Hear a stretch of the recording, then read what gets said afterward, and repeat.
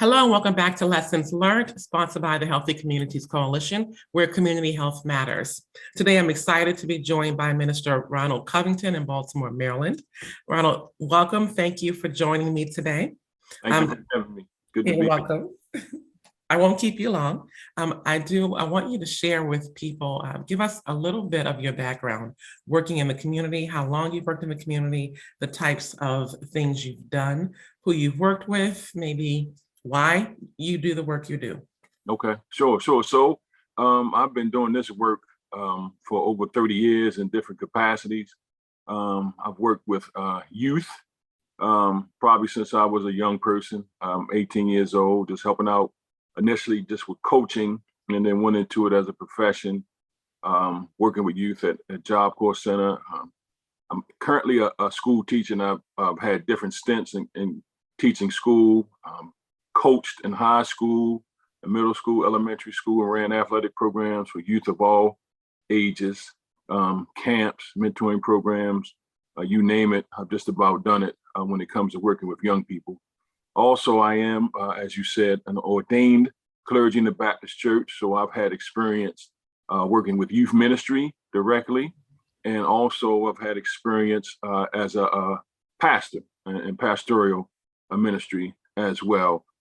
Had an opportunity to directly engage the community in terms of organizing, working with the Build organization through the program that they started, after school program called Child First. I was organizer with Child First and got to work on some exciting campaigns, one of them being the 21st Century Building Campaign in Baltimore City, where now we have, I think it's about 15 or 16, and I think they're going to have at least 23 brand new 21st century state-of-the-art schools, ranging from elementary, middle, and high schools for young people in Baltimore City to have an opportunity to engage in the 21st century building. And I'm fortunate and blessed to right now, my teaching assignment is working in one of those buildings. So it's one of those opportunities that, that you are able to enjoy the fruits of your labor. So it's exciting to be able to do that. Everything is kind of, touch screen and this and that. I had to actually catch up to learn the technology. Wow. So I've done that. And that was one of the significant wins in terms of organizing that we've had, because you can see something come to light, come to fruition, something that you can, brick and mortar that you can put your hands on and really be able to, benefit from it and see where it makes a difference. Like you can actually drink the water, like you really can drink the water, before you go into schools, like don't drink the water, and they had water coolers all over the place. You can wash your hands, like exactly, really, literally. Yeah, like wow, there's running water. It works. You turn the lights on and they work. It's even to the point with the climate in the air. Sometimes it's so comfortable that it's cold. Like yesterday, a lot of schools may have been struggling with the heat, but we were very comfortable, and I appreciate that. So you realize, and this comes time in the work, you get frustrated. There are high points where you know that your labor truly is not in vain. So that kind of sums up the work that I've been able to do.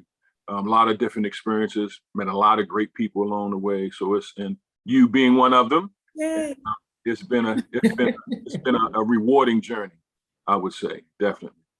It really has been, but it's something when it comes full circle and you can see the fruits of your labor, because often in this work, you may or may not see it. And, right. and I don't know if you would agree, but I think more times than less, I guess more often than not, you actually probably don't see it. Sure. There are gains you see immediately, but there are gains that we will never see. Right, absolutely. Wow. Absolutely. That's something, wow.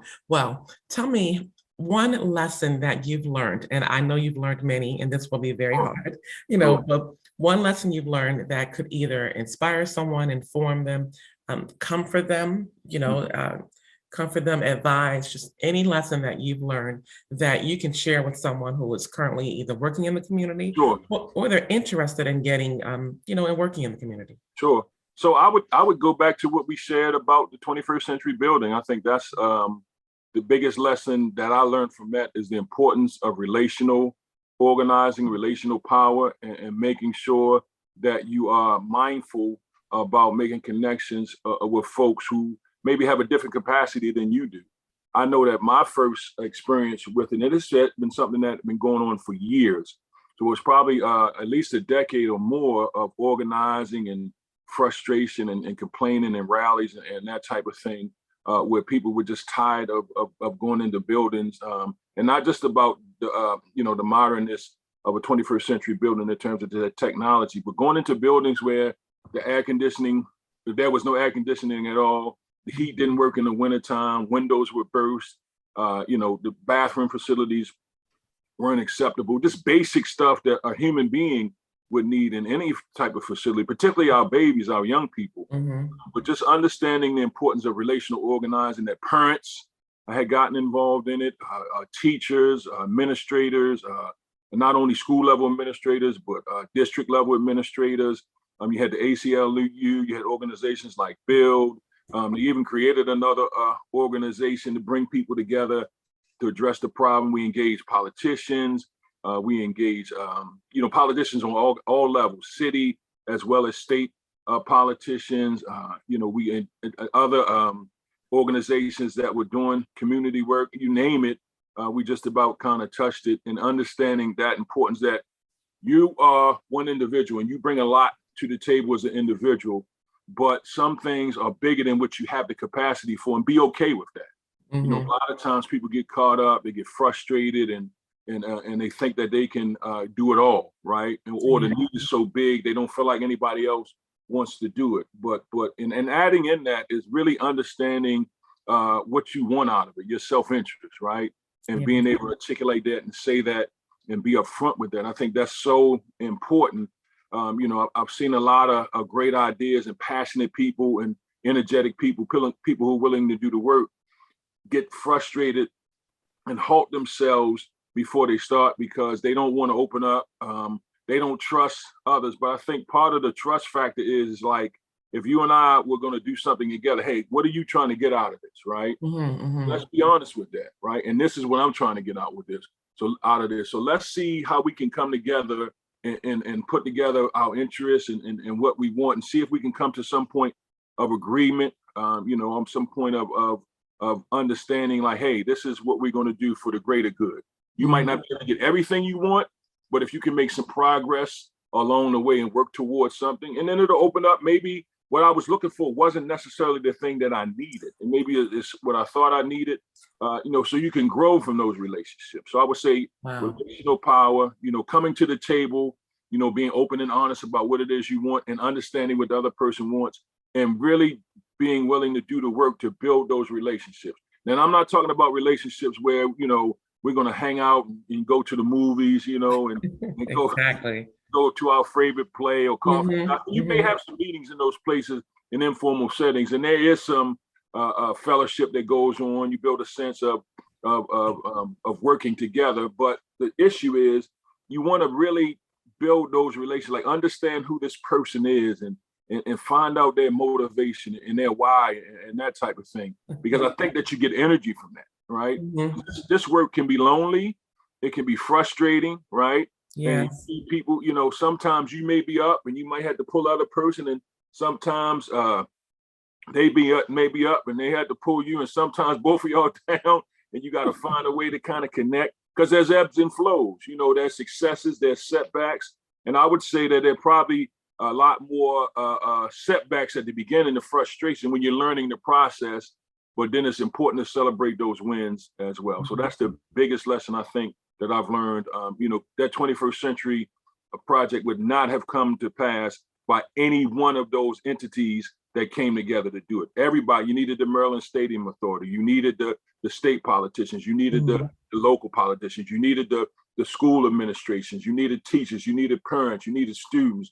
I remember we had that rally with 2,000 people down in Annapolis, to fight for this issue. And that came from, it wasn't just because one person said, hey, come, but there were community organizations, even if it was as small as 3 or 4, that made a difference in it, because everybody seemed to have a voice, and there was energy and the politicians. I remember politicians we told them we went down there to do some pre-organizing work and told them, hey, listen, we're going to bring 2,500 of our best friends down there. Oh, you're not going to do it. You're not going to do it. And then when we got there that day, I remember the politician, she was hit me in my arm, like, yeah, you did it. You said you was going to do it. I said, I told you.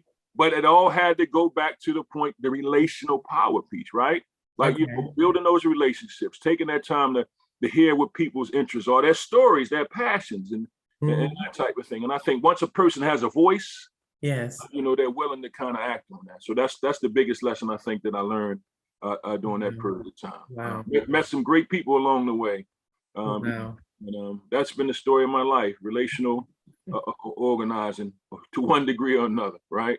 Absolutely, because everyone. And that's powerful because it takes time to do that. Right. I heard a couple of things in the, in your relational organizing advice. I heard, you have to build relationships with those who are like-minded. Right. But you also have to build relationships with those who have different capacities. That's right. That's right. And the like-mindedness doesn't have to be, you all hanging out together. Right. The like-minded could be the common goal. Right. The common goal. And we all agree on everything. We may or may not. There may be some issues that we don't agree on, right? The ACLU, they tend to be, I guess, more liberal in their approach with some issues, and then you had conservative clergy persons. But for this particular issue, we came together. We put our differences aside. I can remember one time there was an issue about the clergy, speaking and using, invoking religion or using the name of Jesus, whatever the case might be, and we had a conversation about it. Some people who were, a little more liberal and didn't want that to happen, said, hey, why do we have to do that? I said, why can't they be who they are? Exactly. It's not going to affect the work. You know what I mean? If anything, that's going to, and we're not saying that what you do is wrong, but don't say what we do is wrong either. So, and sometimes there is some tension in there. But the thing is, the relationship, working through it helps to kind of alleviate that tension, and you see, hey, this kind of works, this kind of works. So and I think it also helps to garner respect because we all have the equal respect for the work. Absolutely. Yeah. So, and exactly. So they respect you. Hey, I didn't agree with that, but I appreciate that he said that. Because sometimes, we think things and don't say it, and then it's a problem later, right? Absolutely. That's why it's important with that self-interest. Say, hey, this is where I'm at. Okay, let's work through it. You know what I mean? Let's work through it. And it takes a little bit more time. I think that's the other thing too, is that we want to hurry up and get to the finish line, but sometimes we got to slow down a little bit and do the legwork in order for this thing that the work can be successful. Right. Enjoy the process. There is and I know I'm going to misquote this, but I've heard it twice, probably in the last month, and it's in two different programs that I'm participating in. But it says if you want to go fast, to go alone. Right. Right. And if you want to go far, go together. Right. That's right. That's it right there. That's it. Yeah. Wow. Well, thank you so much, Ronald. You really have dropped several gems for us, for us to consider. You were, as usual, just upfront, direct, and still passionate, about the work, because we have to give common sense advice and practical advice as well to let people know that this is hard work. Right. That's right. That's right. And hard work can sometimes hard work is not a walk in the park. Right. That's right. So that's something. Wow. Well, I thought about something real quick just to share. A couple years ago, I read an article about some of the structures that they've done in Europe that takes hundreds of years to be able to do it. And then people would do different parts of the work, during their lifetime. And they realized that they would never see the end result, but they knew that they were contributing to something that was going to benefit people for generations to come. So you kind of think about it like that, like the work doesn't stop, the work keeps going on, and you may not see the end result, but you know that somewhere in the future that your contribution kind of made a difference to it, right? Because, even though we have victories, there's still more victories to be won, so keep on doing your part to build the structure, the wall, or whatever the case might be. And I think, that you'll know that your labor truly isn't in vain, even if you don't get to see all the fruits of it, but every now and then you'll get a chance to see some of it to encourage you along the way. Absolutely. That is so powerful. Okay. All right. Yeah, absolutely. Wow. Thank you. Thank you. Thank you. Thank you. I'm so glad, I'm so glad that we were able to connect today. It Mhm. was worth the wait. It was worth the rescheduling. Right. There you go. There you go. Yeah. Yeah. Yeah. So Thank thank you you. so Thank much. you. Thank you. Thank I'm going to give you your look, your Saturday morning back. I'm really appreciative that you joined me. I forgot to mention it. I'm also more appreciative, just touching on your capacity building piece. Mhm. I had no background in working with youth ex-offenders. Mhm. So when we were awarded that grant to work with youth ex-offenders in Baltimore, yeah, I knew exactly, through Michael, he knew to contact you, Mhm. but that's why we kind of convened that board of experts. We had Mhm. a management advisory board that Mhm. advised the program. You guys oversaw the hiring, you oversaw the policies that we developed, and we needed to report back to you, and that's really part of, well, that's how we formed our relationship, which Mhm. is still, alive and vibrant, and I'm grateful for. Absolutely. Um, Absolutely. but I had to, we had to lean on your expertise and your capacity and not try to do it alone. So that is another good example that just Yep. popped into my head.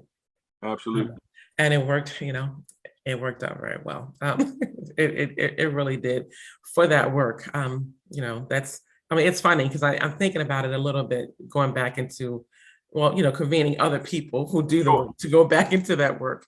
But Mhm. but it's nothing I would have gone after directly. But it was so valuable. It really was, working with those young men. Absolutely. Um, if you have any lessons, before I go down a rabbit hole, if you have any lessons learned that you would love to share, or any future topics that you would like discussed, please drop them in the comments below. Thank you very much for joining us today. And until next time, keep doing, keep moving, and keep shaking things up in your communities. Peace. Working in community, no place I'd rather be. Working in community, lifting, loving, setting free. Don't know where